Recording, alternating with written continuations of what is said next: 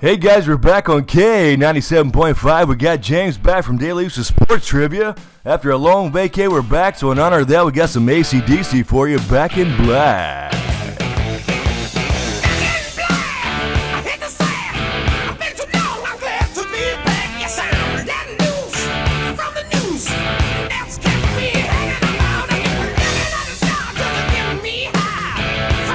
Hey guys, it's Chris and James. We are alive, and we are back for another Q&A for Game of Thrones Season 7. So let's jump right in with some questions.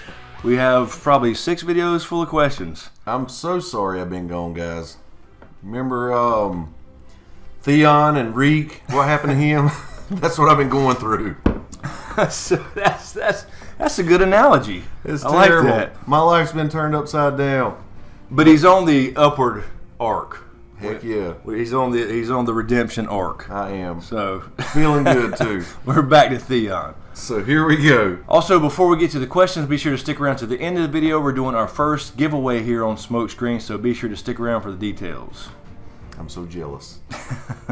We're gonna start with Patreon. You guys rock, man. You're helping keep him rolling, you know. Yeah, thank you so much. It's really appreciated, especially right now. So yeah, really appreciate you sticking with me. Riddick don't have to eat old Roy anymore. Sorry, I want to start with Patreon, dude. I really do. And this is Layla Gig Q&A. Whatever happened with the theory that Robb and Aaron is Littlefinger's son, and he's trying to put him on the throne? I think it's possible, but I doubt it. I mean, because still, the perception is that he's Jon Arryn's son, and he can only get power through him. He still has to go and use him for the power, regardless. Yeah, right. Yeah. So couldn't be. Yeah, I mean, it's certainly possible because they go back a long way. Was hot for him. Yeah, and and killed her husband for him. Yeah, so it's certainly possible, and it kind of makes sense. You know, he's kind of a little twerp, and Littlefinger was a little twerp that got his ass kicked by Brandon Stark. So, like father, like son, it's possible. Either way, though, he still has to use his name, being Aaron, to get power through him. So, well, here she's asking another question, and I like this question too. I want to know what you say. If Bran crosses the wall such that it disturbs the protections of the wall, does Benjen get to cross then too? Yeah, I would imagine. If there's no magic there to stop whites or White Walkers, then Benjen should be free to cross. The question is does he have a role? That's what I was getting ready to ask you. Yeah, I mean, a lot of people have asked. I've seen some other comments stating about the same thing. Yeah, I mean, there's no reason why he wouldn't be able to cross, but what does he do? He's kind of stuck in this, between human and white phase that I can only imagine can't end well for him. But he's still apparently fighting for humanity, unless there's some kind of, backstabbing going on that we don't know about. But I don't see that. I've seen a lot of speculation that, Benjen's really working for the others or something like that. But if that was the case, he would have just killed Bran. Because Bran's the threat. Not actually helped him and brought him to the wall. Acted like he was going to help him and take him to the wall, but took him to his death. So they could kill him. Or got away from the whites and then got his trust and then, killed him in their sleep. They had to travel a long way to get back to the wall. And then like a white version of Hodor comes out and just crushes it. I'm sorry. Poor Hodor. I'm sorry. I don't want to see a white version of Hodor. No, I don't think we will. That'd be too much. They wouldn't do that. I mean, we can see our, beloved Ned get his fucking head cut off, but we cannot see a white Hodor, or Summer for that matter. Oh, God, yeah. Yeah, so I don't think we will. I don't think they're going that route. Here's another Patreon, Demetrius M. Demetrius says Q&A. I don't necessarily believe this is the case, but do you see a scenario whereby the story does not culminate in the others invading Westeros? Nearly every Game of Thrones, A Song of Ice and Fire commentator I've heard operates on the underlying assumption that this is the ultimate or penultimate to the story, and derivative analysis is based on that assumption. What if it's really heavy? If it's a really heavy device that's being used as a forcing function for the human story, not saying no conflict, rather not some massive invasion. P.S. Don't sweat the timing. Your videos are quality. Yeah, thanks. Appreciate that, appreciate Demetrius. that too, because I've had a lot to do with the timing issues. So thanks a lot, Demetrius. I hope everybody feels like you do. Yeah, appreciate it. But yeah, this is kind of getting into the territory of the next Dragon Raised by Wolves. We had just talked a little bit about this, about kind of where we're going, which we're about to film. But yeah, I think it's a possibility. At this point, I would say, more than likely they're going to try to lay waste to everything, but without giving away too much for that video, there is a possibility that they don't necessarily want to crush everything. They're just after a certain something. And there is a human story, we believe. A very human story behind it, yes. So we actually just spoke about this. I was running some things by James as we prepare to record part 3 and 4 of Dragon Raised by Wolves. And it touches on this very subject. So, good question. Yeah, thanks for asking. It will be addressed. Stay tuned. So yeah, I mean that's good thinking because we're here. Yeah. All right. This is from Lori Perry. I'm very happy to pledge to your Patreon account. I look forward to more awesome videos from y'all. I can't wait to see what you guys have coming up next. Can't wait till season 7. I'll be asking a lot of Q&As for season 7. And here's a question. All right. Can you do a history on Brienne of Tarth? And is she really a descendant of Dunk from Dunk and Egg? She is a descendant. We don't know exactly how that is. We just got, I think, confirmation from George himself that in some way she will be related. Awesome. So yeah, that would be a separate video. I may start doing some character videos. I've had a lot of people asking about some backstory character videos, and a lot of other channels do those, but I can put my own spin on it. So I may do something on Brienne, but yes, she definitely is related to Sir Duncan the Tall. I am, way behind all you guys on this stuff, but I have fallen in love with her character. Yeah, she's really cool. She's so honorable, and she and to a tries fault. hard to be honorable. Anyway, she fails a lot. Don't get me wrong. To a fault, like Ned, kind of. That's what she reminds me of Ned. Yes, exactly. And she is an ass kicker. Man. She is in Game of Thrones and Star Wars. Next time, I hope she has a damn bigger role. Yeah. So, episode 8, we'll hopefully see some Brienne in space. And here's an awesome question, I think, because I don't know that you've ever told me this. Maybe you have, or told me what you thought of this anyway. This is from Paul Dickey. Paul says, I have a question. Do you think that Valyrian steel is made with dragon glass? It would be similar to adding carbon to steel to make it stronger. Maybe Sam discovers it and, wait for it, Gendry forges it. Maybe that is why Valyrian steel kills White Walkers, because it's forged with obsidian/dragon glass. Yeah, I think we had talked about this before a little bit, or maybe it was another video I did. But yeah, I think that's a very strong possibility that the maybe powdered dragon glass is added to it. I do think that that's possibly an ingredient, for sure. But I think it's still tempered with blood. It takes magic and blood. Right. You know what I mean? So dragon fire, blood, and possibly dragon glass being the actual ingredient with steel to forge it. Gotcha. So I think so. I think that's the connection.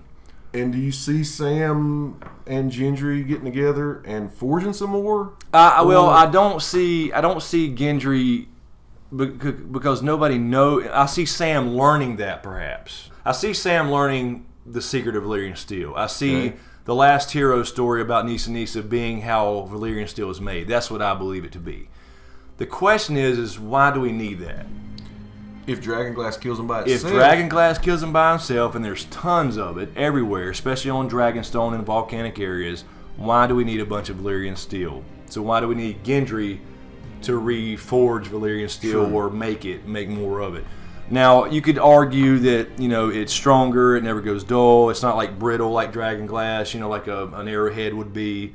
And so, yeah, there's an argument to be made about that, I suppose, but it's just kind of like the whole, we were talking about the Nissa Nissa Lightbringer thing, a flaming magical sword versus Valyrian steel, it already does the job. Why do we need to add fire to it? Yeah, that's right. So why do we need more Valyrian steel? We have shit tons of Dragonglass that can be made into arrowheads and spears. And that's true. So, I don't see why that would be necessary, if that makes sense.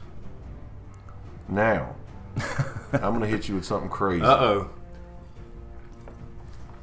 If this is true. If the dragonglass It's in Valyrian steel. Okay. And you say it takes magic. Or dragonfire being the magic, maybe, yeah. Okay. Is there a way, since you told me about the dragonglass candles? The glass candles, yeah, just the... It's right. not dragonglass, it's just... Yeah, well, they're obsidian, yeah. Okay. Same thing. So, could we see a flaming sword? I'm just saying. That's very true. That's a good point. And, you know, if glass candles are indeed obsidian, assuming they're pure obsidian, just shaped like a candle, and you can somehow light that, you know, with a weird flame as the way it's described, and do it with magic, there you go. And why purely not? for effect. But It'd be purely for effect. Prophecy kind of thing, wouldn't it? It very well could. Very well could. I don't see why, if it's a glass candle is pure obsidian, what's the difference between that shaped like a candle and a regular old kind of, you know, piece of natural obsidian? What's the difference?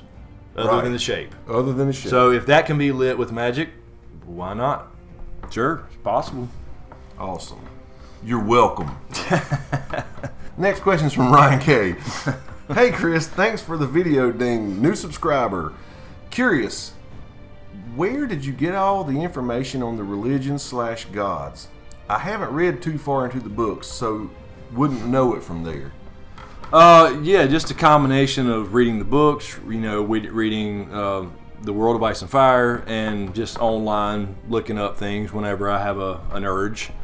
You know, so, you know, it's one of those things where, you know, you learn a little bit throughout the books here and there, and it kind of all compiles and adds up at some point. Somebody like Brian K. and myself, a good starting point would be A World of Ice and Fire. Yeah, World of Ice and Fire, or any backstories on a lot of stuff. Yeah, but any online wiki, you know, all the wiki. True. You got Ice and Fire wiki, you got Game of Thrones wiki. True. Same religions are there. You can look up all that stuff. There's videos on, you know, those specifically about religions and the history of those religions.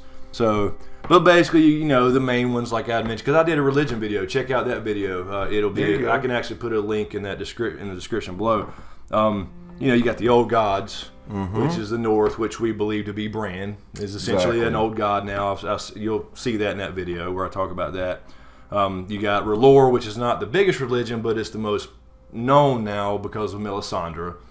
The biggest religion is the Faith of the Seven, which is essentially Catholicism. 7 faces of one deity, 7 aspects, you could say. And then you have many, many other ones. You know, the Andals brought over Catholicism, you know, that type of thing, or the Faith of the Seven, when it was just the old gods before, and so it was like the Crusades. So it's based off some real history, and real religions are kind of formed and forged together to form these religions in this world. So, Cool. Yeah, a lot of resources out there. With our buddy Big Cincy. Big Cincy, I appreciate you, man, reaching out to me and everything. That meant a lot, bud. Big Cincy says, Q&A, Chris and James, I love the show. Hope you answer this in the video. That didn't help. What do you think about the last hero, Azor Ahai, and the prince that was promised being 3 different people like Bran, Dany, and Jon, and the 3 having a role to play in the fight for the Dawn? Or do you believe these to be just 3 different versions of the same story, adjusted because it was being told in different parts of the world? I would love to hear your thoughts. Hashtag Chris is my Obi-Wan of God. Nice hashtag. I like that. I didn't see that question, so no, I didn't know about the hashtag. Let's start that hashtag campaign. Heck yeah.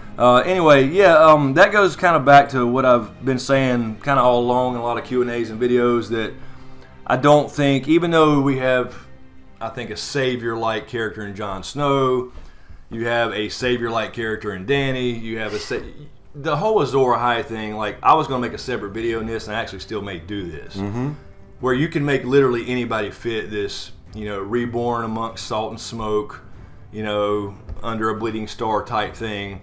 At least some of those, you can make anybody fit that. I was going to do a video where Davos actually fits that description. Wow. You know, a lot of people think that Jorah could fit that description. You know, being reborn in a way, and Davos being reborn as a knight, Right. instead of from a smuggler. So I think it goes back to, I think that's pretty accurate. I think that this is a story that is about people working together and about senseless wars, and in the end, where it really matters, they all have to come together. So I do think that these stories were passed down generation to generation and got changed to this savior figure, where in reality it was probably a combination of people working together. So I do think, and that we'll get a little more into that in the Dragon Raised by Wolves, I was thinking that 3 and 4 that we're about to do. Right. And so yeah, I think that kind of fits where Bran's a little piece of it, Jon's a piece of it, Dany's a piece of it, etc. So I agree. I think you're right. I think you're on the something there. I don't think George R. R. Martin believes in solo saviors.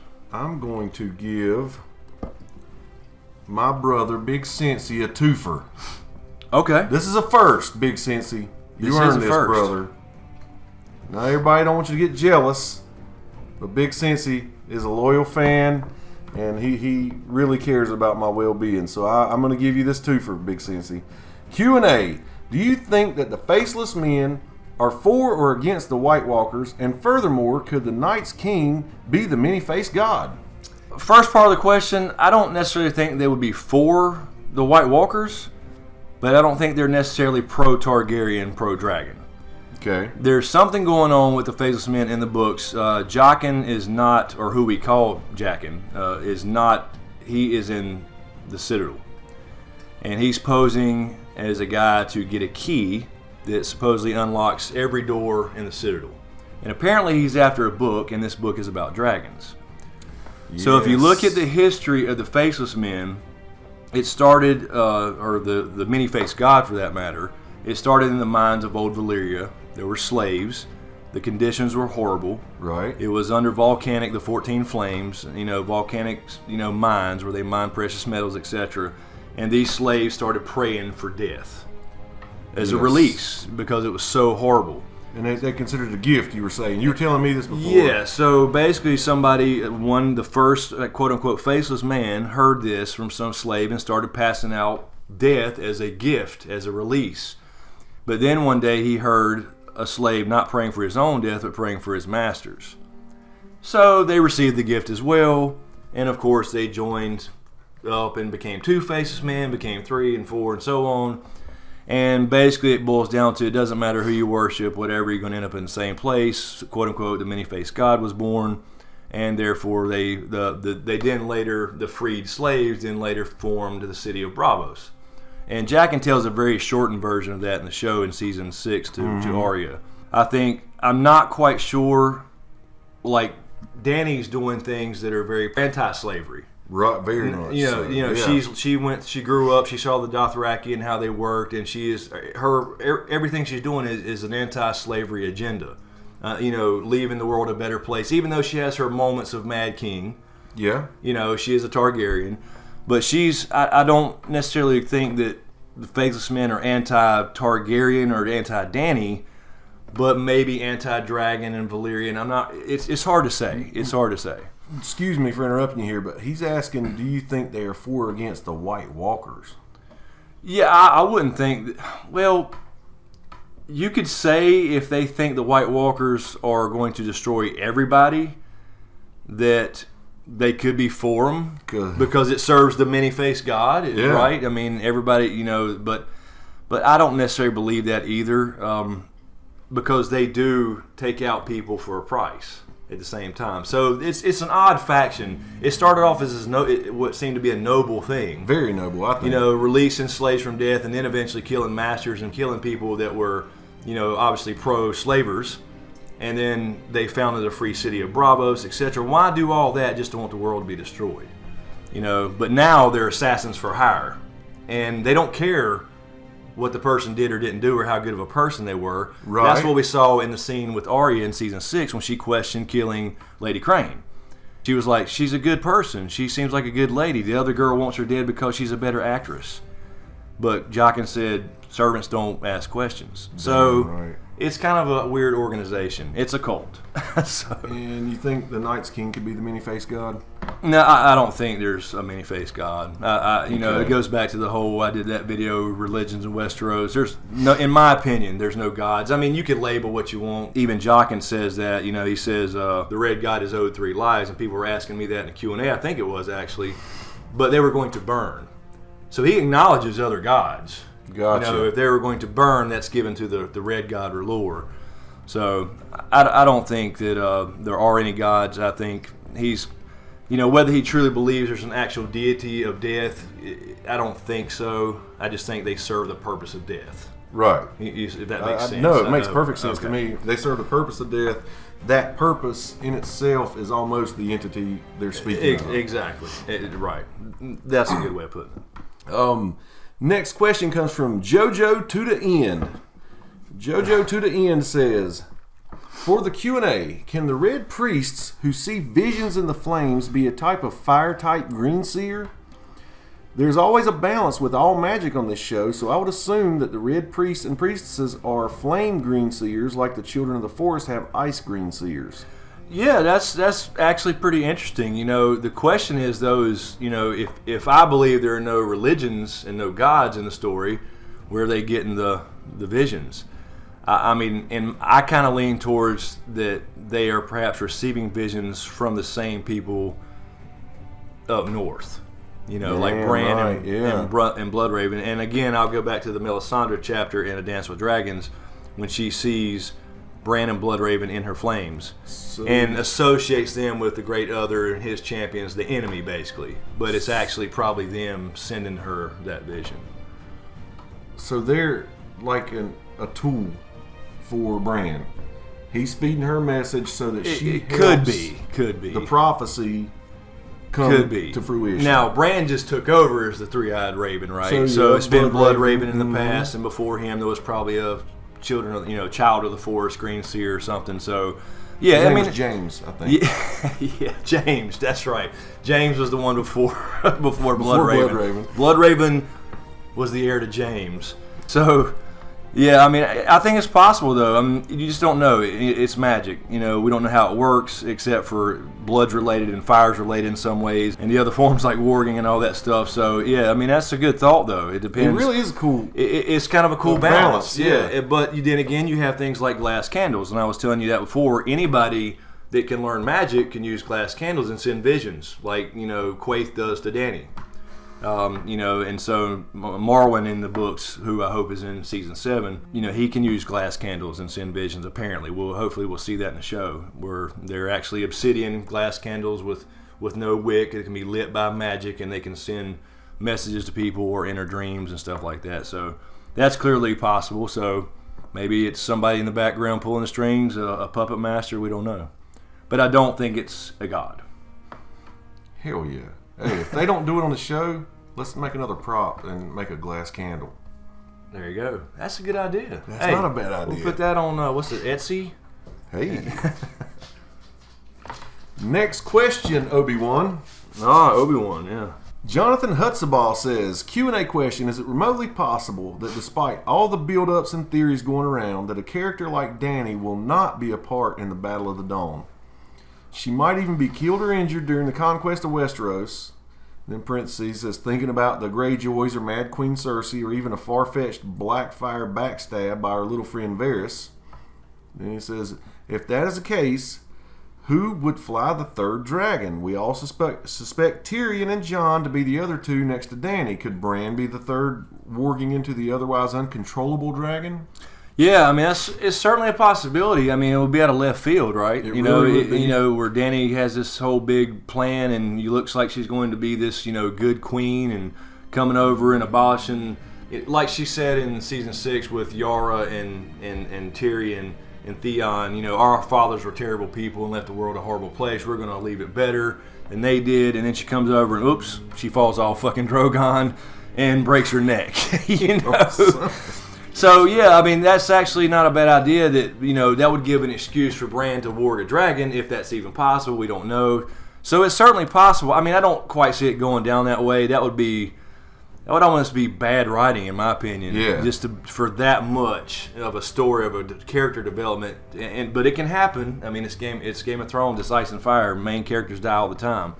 But yeah, I mean, I don't think that would happen, but it's certainly a possibility. But if that would happen, to answer the question as far as the third Dragon Rider, if we assume that Jon's won and Tyrion's possibly won, in the books you have Aegon. You know, even if he's a Blackfire, he's still got Valyrian Targaryen blood. I mean, right. they were a line of legitimized Targaryen bastards, so he could very well be a Dragon Rider.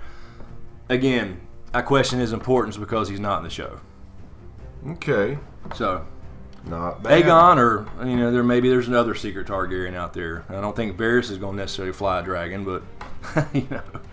All right, man. I mean, honestly, that looks like a good place to wrap it up for this one. We got a lot of work to do to give these people the videos they've been wanting. Got a lot of videos to make, a lot of filming to do, and a lot of damn editing coming. But I thought I'd cut it a little bit short because I know you want to talk about something. So yeah, so I mentioned at the beginning of the video that this is going to be the first giveaway here on Smokescreen. So what we're going to do is have a giveaway for... So excited. Mr. Mag the Mighty. That's right. The Funko Pop, I think this is the 6-incher, right? This is the Comic-Con exclusive Mag the Mighty. So if you can see that there, he's pretty badass. Heck yeah. So yeah, this was released, the Comic-Con exclusive. So let them see how big he is compared to these other. Yeah, I mean, you think about, look at the size of Mag there versus say a regular Pop there. Let me lift that up so you can see that. There's Sweet. Jon beside Mag. Heck yeah. So yeah, this is the big boy. I think these goes for about $35. I've seen them for $45 and more, and very, very limited apparently. So anyway, going to give this away. So let me tell you how to do this. So I'll just sit that right there. So anyway, I will have a link in the description. I found a cool little app called Gleam, and it helps me keep track of this. So this is what you need to do to enter the contest. So first of all, you need to be a subscriber to Smokescreen. You need to follow me on Facebook, or like the page on Facebook, I should say. Mm-hmm. Follow me on Twitter, and also share a video. Any video you want, share it with your family, friends, or whatever, through some kind of social media outlet. And the cool thing is you don't have to do all this separately. You can go to the link that'll be in the description to the Gleam app, and you can actually do that from a PC, desktop, phone, whatever. Click subscribe if you're not a subscriber. And it'll actually take you to the YouTube page to subscribe. You then click follow on Facebook, and it'll take you to there, take you to Twitter, etc. And then you can share a video, pick any video you want, doesn't matter to me, and that will actually give you an entry per item. So in other words, 4 entries, and it will give you a little check mark and 1 entry per one of those items. So you get 4 entries total. Also to mention, Patreon people, you're already entered, and if you want to do that as well, that'll just give you more entries. Right. So if you're on Patreon, you're already entered to the contest, so you don't have to worry about doing anything if you don't want to, but feel free to do the same thing, and that'll just give you 4 extra entries if you complete that task. So what we'll do is we'll start this as soon as I publish this video here in a couple of days, once I get everything edited out, and we'll run it for about 7 or 10 days, and we'll announce the winner in our next Q&A. So anyway, I hope you guys enjoy. We'll try to do these once a month or so, and it's not just going to be a damn shitty $10 gift card for Amazon. No. We're going to do some cool giveaways. So anyway, guys, yeah, I will leave the link for that in the description below, so be sure to enter, and somebody's going to get Mag the Mighty. So anyway, I think it'll be fun. So it'll help the channel grow as well. So I look forward to doing these. It's really cool, and it'll something I can do to give back. So I really appreciate all the support. So, and I do too. And he does too. All right, guys, so that will do it for us for this Season 7 Q&A. We will have more coming, more Q&As coming. Like I said, we'll announce the winner for this giveaway in the next Q&A for 7 to 10 days from now. In the meantime, we are going to be filming A Dragon Raised by Wolves Part 3 and 4. So that is coming finally. We finally got, synced. Yes. So we're going to be filming a lot of stuff. I have also 2 other videos I filmed earlier today. So I have a lot in the editing queue. So a lot more coming. So as usual, thank you for all the support. Be sure to subscribe to get everything. Thanks for watching, guys, and we'll see you